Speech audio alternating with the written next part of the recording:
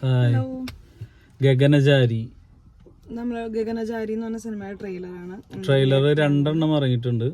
അപ്പോൾ ട്രെയിലർ ആദ്യം ഫസ്റ്റ് ഇറങ്ങിയത്, അത് കഴിഞ്ഞിട്ട് ട്രെയിലർ 2 കണ്ടിട്ട് റിയാക്ട് ചെയ്യാം. ഒരു വെറൈറ്റി സിനിമയാണെന്നാണ് തോന്നുന്നത്. ഒരു ഏലിയനും മൊത്തത്തിലൊരു സ്കൈഫൈ സിനിമയാണ്. സയൻസ് ഫിക്ഷൻ ആയതുകൊണ്ട് മലയാളത്തിൽ അതൊരു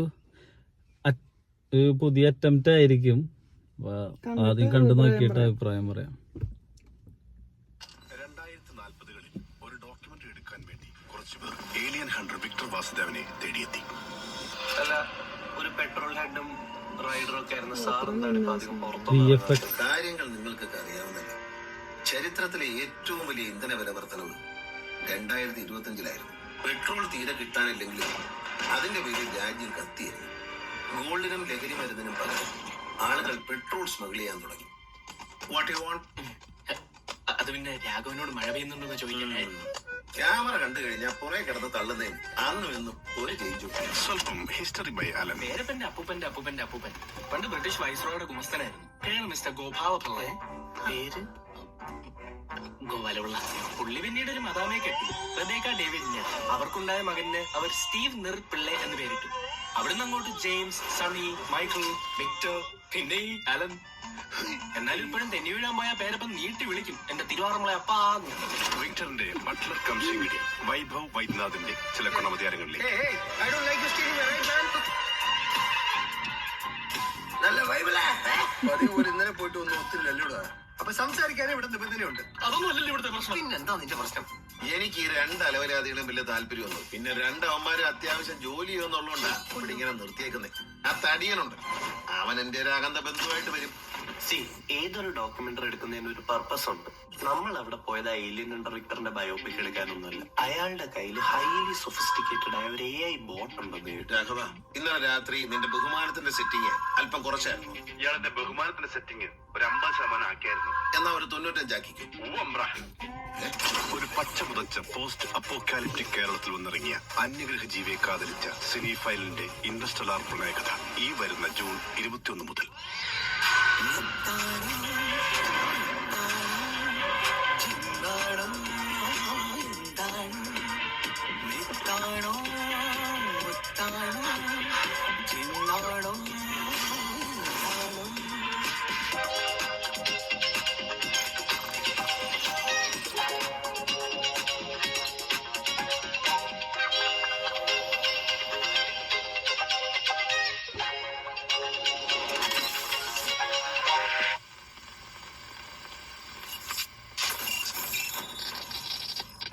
ജൂൺ 21 നാളെയാണ്.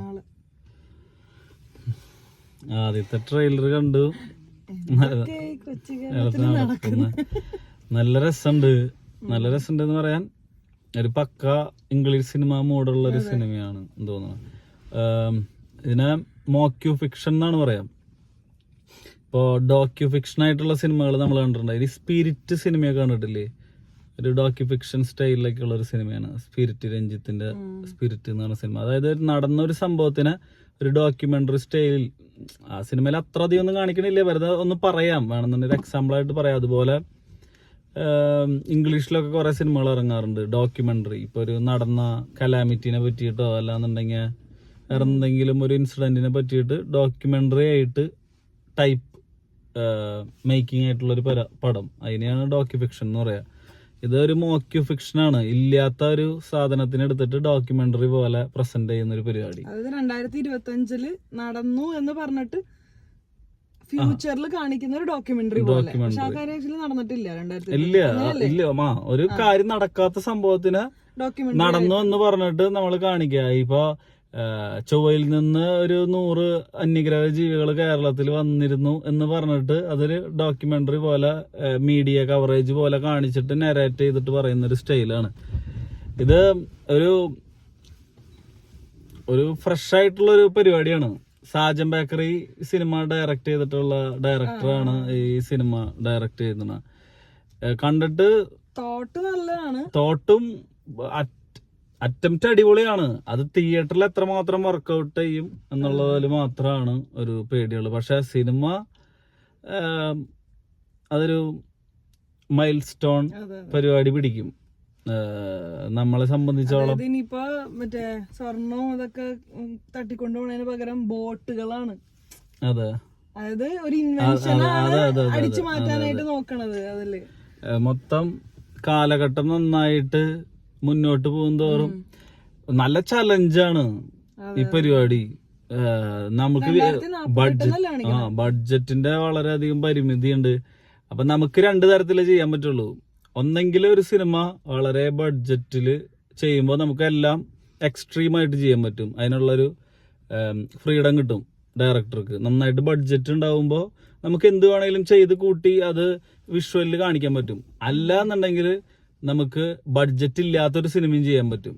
അതായത് നമ്മൾ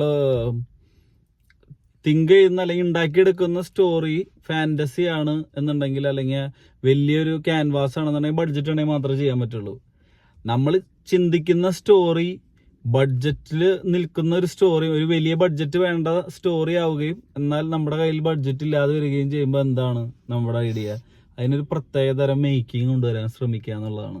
അതായത് കഥനെ കൂടുതലും കോൺവെർസേഷനുകളിൽ കൂടെയും ഇതിലൂടെയും ചെറിയ ഫ്രെയിമുകളിലൂടെ അല്ലെങ്കിൽ വലിയ വൈഡല്ലാത്ത ചെറിയ ഫ്രെയിമുകളിലേക്ക് ഒതുക്കി അതിനെ കഥ പറഞ്ഞിട്ട് ആ കഥയെ വിശ്വാസയോഗ്യമാക്കാൻ വേണ്ടിയിട്ട് നമ്മൾ ഇടയ്ക്കിടയ്ക്ക് വൈഡ് എക്സ്റ്റീരിയറിന്റെ ചെറിയ ചെറിയ ഷോട്ടുകൾ കൊടുത്തിട്ട് ഈ കഥ ഈ കഥ നടക്കുന്നത് ആ കഥയ്ക്കുള്ളിലാണ് അല്ലെങ്കിൽ ആ ഒരു എൻവിയോൺമെന്റിലാണ് കഥ നടക്കണേന്ന് കാണിക്കാൻ വേണ്ടിയിട്ട് ഇടയ്ക്ക് നമ്മൾ വൈഡ് ഷോട്ടുകളും പരിപാടികളും വെച്ചിട്ട് ബാക്കിയുള്ള സ്റ്റോറിയൊക്കെ നെറേറ്റീവ് കൂടെയും കാര്യങ്ങളിൽ കോൺവെർസേഷനിൽ കൂടിയും പറഞ്ഞു കൊടുക്കുന്ന ഒരു പരിപാടിയാണ് നമുക്ക് പിടിക്കാൻ പറ്റുള്ളൂ.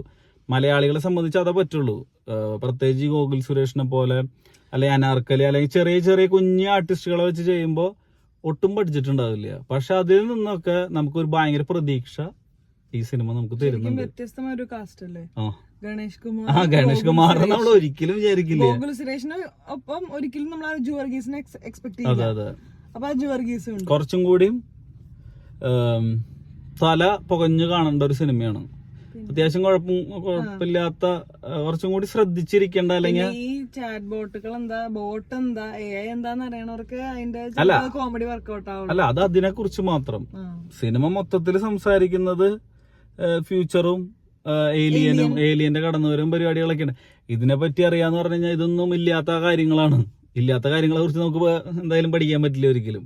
ഇപ്പൊ ബോട്ട് എന്ന് പറഞ്ഞു കഴിഞ്ഞാൽ നമുക്ക് ഇതുപോലത്തെ നമുക്ക് അലക്സ പോലെയുള്ള കാര്യങ്ങൾ നമുക്ക് ഓൾറെഡി ഉള്ള കാരണം നമുക്ക് അതിനെ പറ്റിയൊക്കെ ചെറിയ ധാരണയൊക്കെ കിട്ടാൻ സാധ്യതയുണ്ട്. പക്ഷെ ബാക്കിയുള്ള കാര്യങ്ങളൊക്കെ നമ്മളൊരു ഫ്രഷ് ആയിട്ടുള്ളൊരു കാര്യം അറിയുന്ന പോലെ ഇരുന്ന് കഴിഞ്ഞാൽ ആസ്വദിക്കാൻ പറ്റുമായിരിക്കും. അപ്പൊ അതാണ് അതിന്റെ ഒരു സെറ്റപ്പ്. കോമഡിയും കാര്യങ്ങളും കണ്ടതിൽ കുറച്ച് കോമഡികളൊക്കെ കിട്ടിയിരുന്നു നമുക്ക്. അതെ, 2ാമത്തെ ട്രെയിലർ കാണാം. അത് 2ാമത്തെ വീഡിയോ ആയിട്ട് അപ്ലോഡ് ചെയ്താൽ മതിയില്ലേ? ഇപ്പൊ തന്നെ 8 മിനിറ്റ് ആയി, 8.5 മിനിറ്റ് ആയി. അപ്പോൾ അടുത്ത വീഡിയോ നമുക്ക് 2ാമത്തെ വീഡിയോ ആയിട്ട് അപ്ലോഡ് ചെയ്യാം. ഓക്കെ, അപ്പോൾ എല്ലാവരും വീഡിയോ ഇഷ്ടപ്പെട്ട് കഴിഞ്ഞ് കഴിഞ്ഞാൽ ലൈക്ക് ചെയ്യുക, അഭിപ്രായങ്ങൾ കമന്റ് ചെയ്യുക, സബ്സ്ക്രൈബ് ചെയ്യുക. ഓക്കെ, എന്തായാലും 21-ാം തീയതിയാണ് റിലീസ്, അതായത് നാളെയാണ് റിലീസ്. അപ്പൊ നമ്മൾ എന്തായാലും സിനിമ കാണും. സിനിമ കണ്ടിട്ട് റിവ്യൂ ആയിട്ട് വരാം. Okay, by.